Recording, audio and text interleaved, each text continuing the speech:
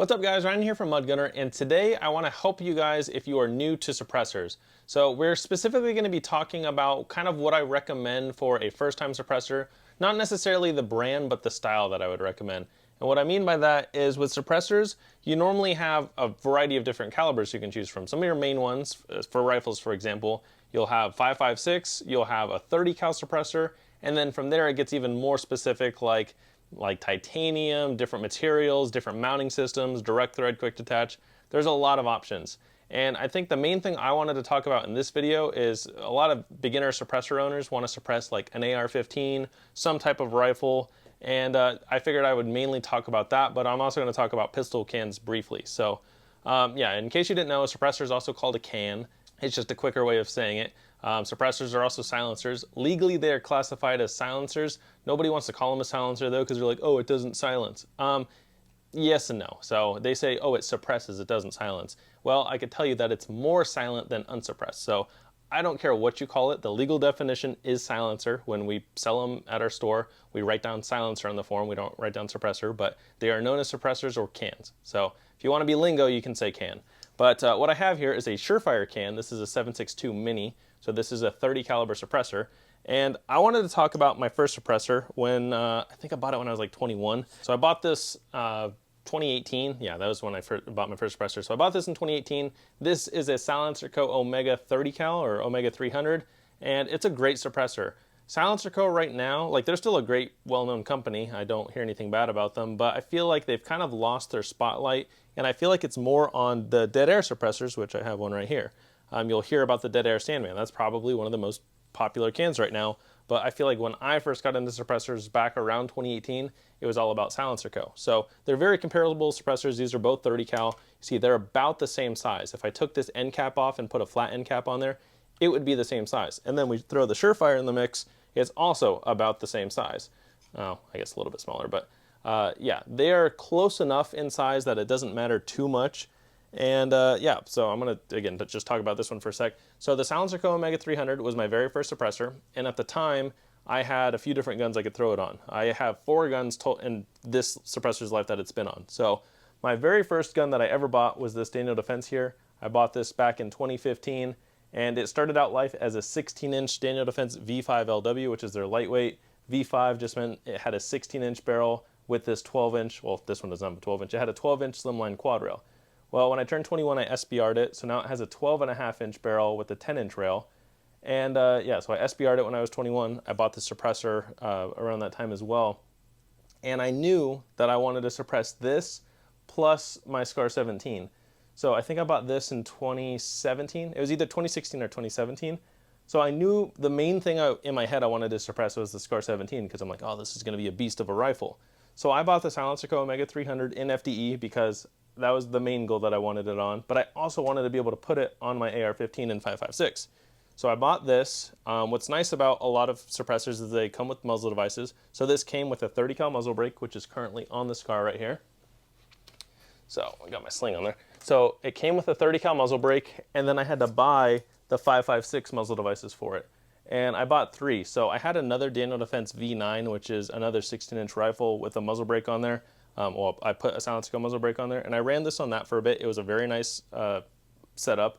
When you run a muzzle brake on a gun and you suppress it, the muzzle brake kind of works at, not as baffles, but it kind of protects your baffles because there's those brakes, like those little walls, that are stopping some of the debris from hitting your baffles. So that's another cool thing. Does it make it quieter? I don't for sure know. I don't have the science behind it. But I do know it protects your baffles a little bit more versus a flash hider that's not protecting anything because it's all going down range or through the suppressor. So if you're solely trying to suppress a gun, I think having a muzzle brake on your gun is nice because it's going to help with the suppression or at least protecting your suppressor.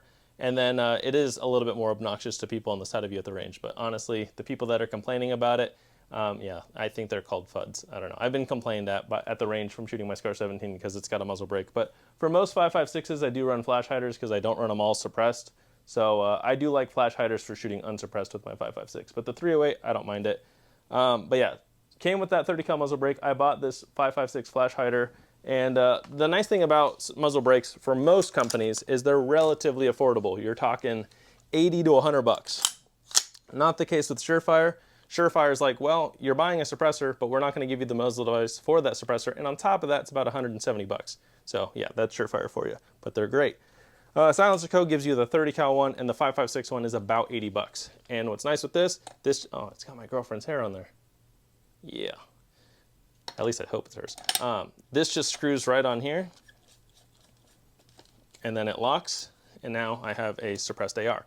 And even though it's a 30 cal suppressor, and in case you didn't know, 30 cal just means it's got a 30 caliber diameter. So a 5.56 is a 22 caliber diameter. So very tiny bullet. 30 cal is a lot bigger. So this has a bigger hole meant for 7.62 calibers, but it works really well on a 5.56. And this is a 12.5-inch barrel. Sound-wise, it's pretty comparable to a 5.56 specific suppressor. And then on top of that, it is lower back pressure.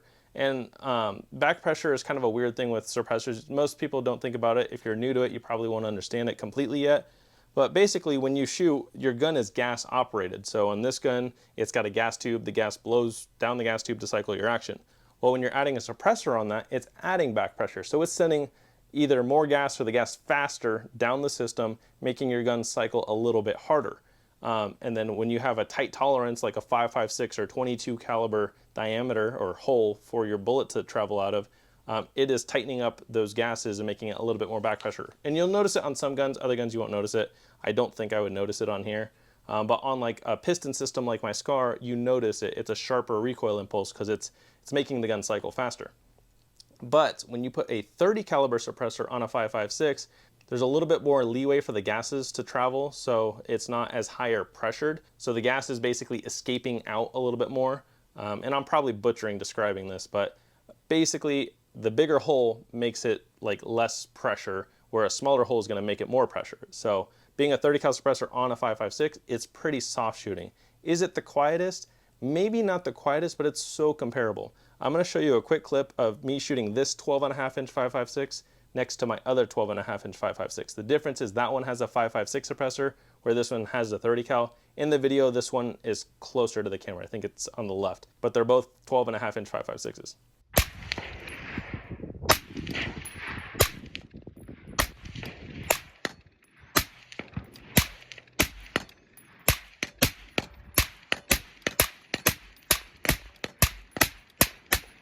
So watching that video, if I didn't tell you one was a 30 cal and one was a 5.56 suppressor, would you really know the difference? I know the audio isn't the best. That's why that video never made it on my channel, because I just didn't like the wind. I wasn't really set up. I don't know if I was set up with these mics at the time. I don't remember, but yeah, or I was trying to figure it out. So yeah, that video never got posted, but I was trying to do a comparison with both of those guns. That was my Gordon carbine. I'll do that video this year now that I have a better mic setup or system.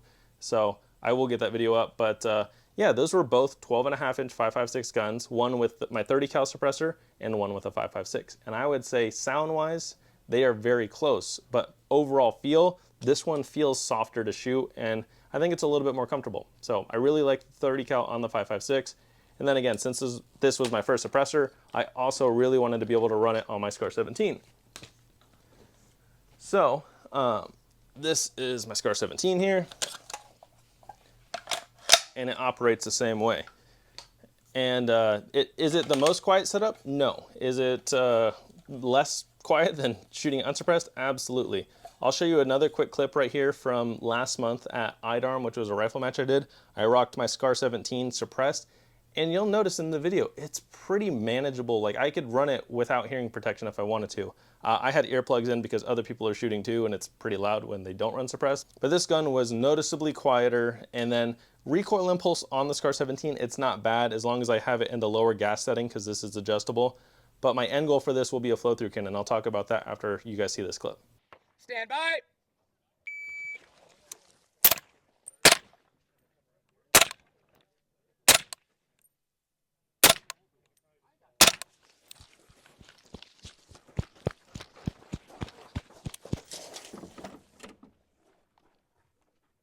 Impact! Impact! 1977. Yeah. Bolt forward, hammer down. Awesome. So you'll notice it's not too bad, right? So I mean, this works good on the 5.56. It's pretty noticeably quiet, and then it's even noticeably quiet on the 308. And the other option is this suppressor is rated for 22 Win Mag, which is a tiny round, all the way up to 300 Win Mag. Obviously, the more powerful the round and the faster it's moving, probably the less quiet it's going to be. But this gun on 308, 5.56, 300 Blackout maybe, it's going to be pretty nice. And 300 Blackout is the quietest round you can get, or the quietest AR rifle round basically that you can get suppressed. But yeah, my goal for the SCAR specifically is to buy a flow-through suppressor, and that's even more reduced back pressure because this being 30 cal, this is a 30 caliber gun, it doesn't have that same reduced back pressure capabilities that it does on a 5.56 because it's the right size bullet for the right size hole, where this is a bigger hole on a smaller bullet. So yeah, with the 308 specifically, it adds a little bit more back pressure and it's not as soft as it could be, but I guess my theory is, because I haven't shot one yet, is I would like to buy a Huxworks 7.62 suppressor, which is a flow-through design, which means it has little vents out the front. So instead of just the hole that your bullet leaves out of, it has a bunch of holes on the side and the gas is escaping out of those as well. So it's supposed to make it softer shooting. I don't have any personal experience running it on this, but that is my plan, is to buy that suppressor for this gun at some point. But I'm still going to keep this for other guns too. So that is my plan, is to get that suppressor. And it's really just the SCAR specifically that's overgassed and it voids your warranty, and there can be issues and damaging issues to your gun if you run it suppressed. But I've had mine suppressed for years. The main thing people talk about is these screws getting bored out on the back. I don't notice anything wrong with mine, so yeah, I've been running this gun suppressed for years. As far as suppressor rounds through it, it's probably got about 2,000. But again, this is 308. That's a lot of money to shoot through the gun suppressed. So yeah, I really like my Silencer Co. Omega for my first suppressor. But Dead Air wasn't even an option at that time, or at least the Sandman wasn't. I don't remember when they came out as a company, but the big one right now that a lot of people are going to be buying is the Sandman S. And kind of what gave me the idea for today's video is I was talking to someone at the shop today about the Sandman S, and he wanted to get one. So yeah, the Sandman S is probably what the Silencer Co. Omega was to me back in 2018. These are probably the most popular suppressor at the moment. Is it the greatest suppressor? Probably not the greatest, but it's a really good in-between suppressor. It's about the same price as that. I think when I bought that, they were about 800 bucks. These are about 9 to 1,000 right now. You're also going to pay a little bit more of a premium than you would have last year on suppressors because they're such quick turnaround times, about a week or less. In some cases, less than 48 hours, which is awesome. That's how it should be. But last year, suppressors weren't selling for MSRP or close to that. This year, you're going to probably pay closer to MSRP for suppressors because the demand is so much higher. So if you guys waited that long, it kind of sucks, but that shouldn't deter you from getting one, because now you're paying for the convenience of having it in a week, where this took me 6 months to get. My Dead Air Sandman S, I think it took like 8 or 10 months to get. So you're paying a little bit more, but getting a way better convenience, which is nice. The Dead Air Sandman, same thing. It's a 30 cal suppressor, rated for a variety of calibers. So I have this on a 10-inch 5.56 here. I haven't shot this yet, but this is a 7.62 by 39 AR, and this is also a 12.5-inch barrel. Find out the spot that I locked in. But my plan is to shoot this on here and see how it runs. And once it cools down here in Arizona, because it's freaking hot out, I want to do a comparison video of subsonic 7.62 by 39 versus subsonic 300 Blackout, because subsonic 300 Blackout is the quietest rifle round you can really get besides a 22 or pistol caliber carbines. 300 Blackout's the absolute quietest, but 7.62 by 39 is close, because 300 Blackout is 7.62 by 35. So I have about 40 rounds of subsonic 7.62 by 39 that I'm going to try, but that'll be more during winter, because again, during summer it's so hot. I only have about 2 hours to shoot at the range when I go, so I can only knock out like one video or so, and doing a suppressor video like that will take more time. So, and I want to do it right. The range is always filled with people shooting, so that's why that video hasn't gotten posted yet, but it will for sure go up this winter. But yeah, the nice thing about the Dead Air Sandman, again, very modular. It's kind of a ratcheting system, so you'll hear it clicking. That's it tightening and then loosening. So you don't have to screw the mount on, the whole suppressor just screws, and then it just pops right off. So I really like that. Every mounting system is slightly different. They can basically all fail. The ratcheting system can go out on these. The mounting system on those can go out. So it's kind of like, there's not necessarily the greatest one. I would say probably the greatest one is the Surefire. But again, you're going to pay a premium for a Surefire suppressor. If you can afford this right off the get-go, I do like it. I think it's probably one of the most solid options. There's a reason why it's been in military service for so many decades at this point. Surefire is pretty awesome in that regard. It's solid, it's durable, great mounting system. Is it the quietest? Absolutely not.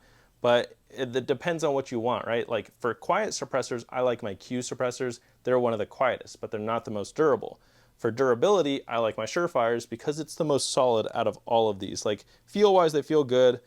This one has a removable end cap. The mounting system is removable. Surefire, it's fully welded. You cannot take this thing apart. So I don't know if that adds to the durability of it, but you definitely notice it. So I like that. This 7.62 can is also a little bit smaller, especially when it's like fully tightened on. So that's fully sealed. And then there's that. So yeah, I really like the Surefire, but again, the Dead Air is very popular and it's more affordable. Again, these are about $900-ish right now. I think these are 11 or 12 right now. And again, you don't get a muzzle device with it, and they are about $150 to $170 for a muzzle device for this, where this one at least comes with a 30 cal muzzle brake, and then a 5.56 one is about 80 to 100 bucks. So yeah, Surefire you're paying a premium for, but it's very durable. I like them both. Again, this is my first suppressor, and at the time I think it was about 800 bucks. And just over the course of time, I've been trying to add the different brands. The next one that's on my list is a Hux. Well, I bought a OSS can. Huxworks is the current manufacturer. They changed their name, I don't know why, but I did buy a OSS 762 flow-through suppressor. I just haven't done the tax stamp on it yet, so I don't have it, but I'll have that one too, and it's also a 7.62 can. So I'm slowly trying to collect 7.62 cans from all the major brands so I could try them out. But you'll notice the theme, I like running 7.62 cans on my 308, my 5.56, gonna be my 7.62 by 39. It's just the main thing I run. I do have some 5.56 cans now. I have a 5.56 Surefire, and I have a 5.56, why can't I think of the name, Otter Creek on my Gordon carbine. But other than that, everything else is 7.62. I have a SIG MCX with a SIG 7.62 suppressor. So my recommendation, I guess where the point of this video is, I recommend 30 cal cans because you have the options of running them on a variety of different guns. I'll show you a clip of this on some 5.56s. I did a video of this a few months back or earlier in the year where we compared Sandman S and the L against each other on a variety of different barrel lengths. So you can go watch that video. It's earlier on my channel from this year.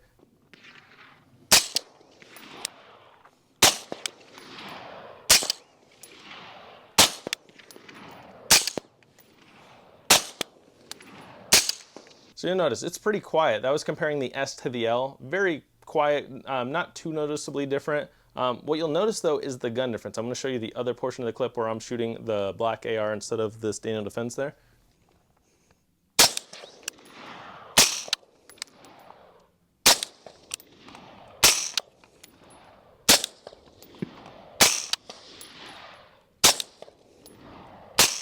So did you notice how that AR was a Troy, it's my girlfriend's AR. Did you notice how it's like more like, I guess, twangy in the spring? Like it just has that springy noise.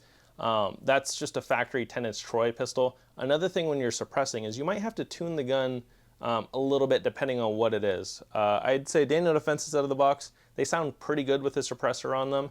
But that Troy, the buffer and spring setup or whatever that combination, it just sounded very springy.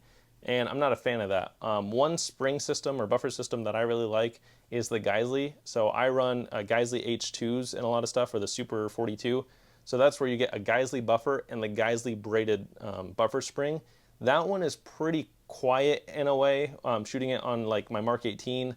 I would say if you're running suppressed and unsuppressed, I would do the Geisley H2 buffer. If you're running solely suppressed on a 10-inch gun or a full auto gun, I'd recommend the Geisley H3, and they even say this on their website. I don't have a Geisley H3 in anything, they're all just H2s.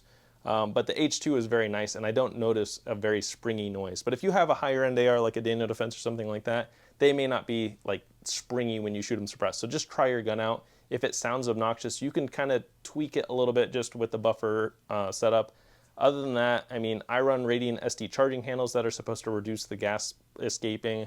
And then there are some bolt carrier groups, but I don't run any suppressed bolt carrier groups. So as far as just running it on an AR, I would really just like pay attention to your gas system as long as it's fixed. I mean, there's nothing to really do there. I don't really run adjustable gas blocks unless they already came with a gun, but then I don't touch them like my Q Honey Badger. But if you're noticing a lot of noise on the back end, there's a variety of different buffer spring systems that you can change the tone. I know there's those hydraulic buffers or the silent capture buffer systems. I don't run those, I just run the Geisley one. But yeah, I really like the Dead Air Sandman S. I'll also show you a clip of my buddy's Daniel Defense PDW, which is a 300 blackout. So listen to how quiet this is on a 300 blackout.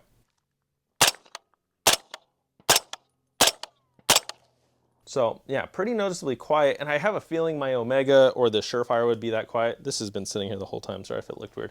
I have a feeling all of these will be close enough when you're shooting them on a 300 blackout. Are they going to be the quietest compared to like a Q suppressor? I don't think so, because Q, again, their sole purpose is to try to be lightweight and very quiet. So if you're looking for a dedicated 300 blackout, I like my Q Honey Badger. I also like my Sig Rattler with a Q suppressor. And I mainly just run those Q suppressors on 300 blackouts. But I am going to get a Thunder Chicken, which is one of their quick detach suppressors. I'm going to run that on a 300 blackout, and then I'd like to try it on a 5.56. But my buddy runs a Q Thunder Chicken, which is the 7.62 can on his 5.56. It's very quiet.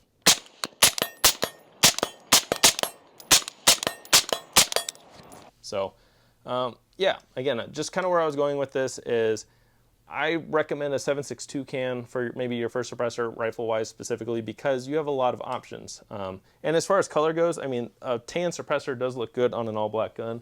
Again, I was running this on here, and eventually I might buy a black suppressor on here, but I like it because the person I was talking to today, Michael, if you're watching this, I know you were debating the FDE on your black gun, but I think it'll look good, and at some point you can just get a black one down the road. But yeah, the 7.62 can I think is a really good option in general for your first rifle can, because these will also work on like bolt guns, hunting guns, stuff like that. Just make sure you check the caliber rating. You can't throw a 7.62 can on like a 300 drum. I think they're just way too high pressure. So check the ratings of your suppressors if you're trying to go that route. They do make 30 caliber hunting specific suppressors that maybe aren't as durable for how many rounds you could shoot through them, but they could take a way higher pressure round for bolt action. So check into that.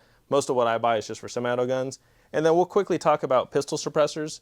So kind of the same realm, if you want to suppress a pistol, I started out with a 45 suppressor. This is a Silencer Co. Octane 45. It's a very basic looking suppressors, but this is how they looked 6 or 7 years ago. Yeah, very basic looking, and it's quiet on most guns. So this is a 45 suppressor. I run it on an HK 45, and then I also run it on some 9mm, and it's noticeably quiet on basically anything I throw it on because it's pretty big. So same thing, you can run a 45 suppressor on anything smaller than it on a pistol. So you can run a 45 suppressor on a 9mm, I believe on a 10mm, I don't suppress a 10mm, a 40, 22. This would be a little obnoxious on a 22.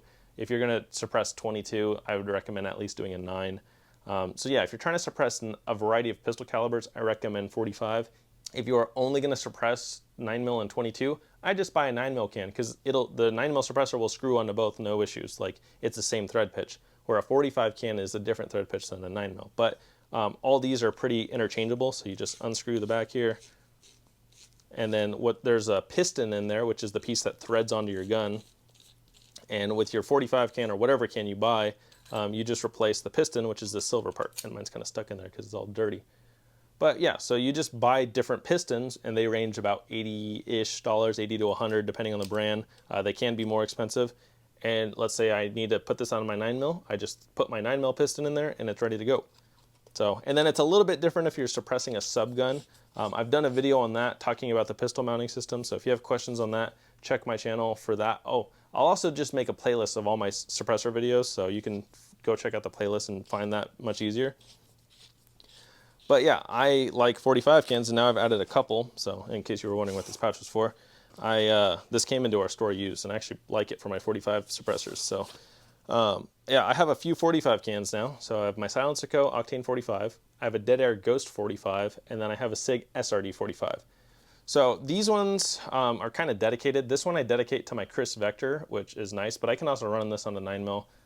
I also have this goal to get a SIG P227 TAC Ops, which is the threaded barrel model, and I want to run the SIG SRD 45 on a SIG 227 threaded barrel. I think it's the TAC Ops, but that's a double stack SIG 45. Think of like a 226, but a 45. That's what I want to run this on, that and my Chris Vector. So that's the plan for this one, but I currently run it on a gray Chris Vector, and it's awesome. This one, I don't have a threaded piston, but I do have a tri-lug mount on here, and tri-lug is really good for subgun setup. So I actually run this on my MP5. I'll show you a quick clip. The audio is not great. MP5 SD mag with the 45 can. Can't see the sights, but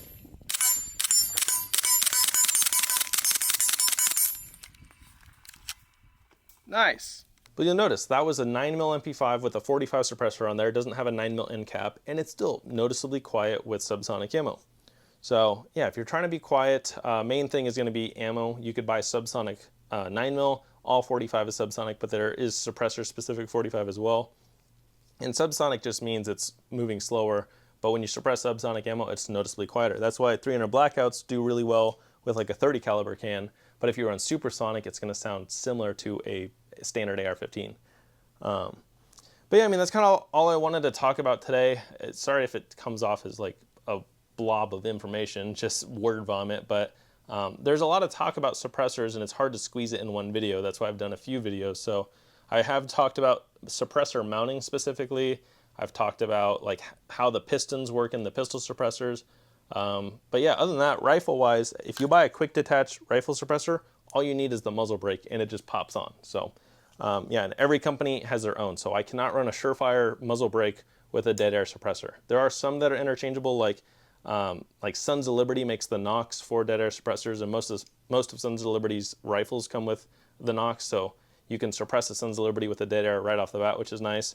But most of them, you will have to change the muzzle device. But again, they're anywhere from 80 to 150 bucks. They get more expensive when you buy the name brand stuff like Surefire, Huxworks. Their muzzle devices are more expensive. But yeah, I mean, if you buy a dead air suppressor, I like them so far. I've only ran mine on 5.56s, but I will run it on the 7.62 at some point.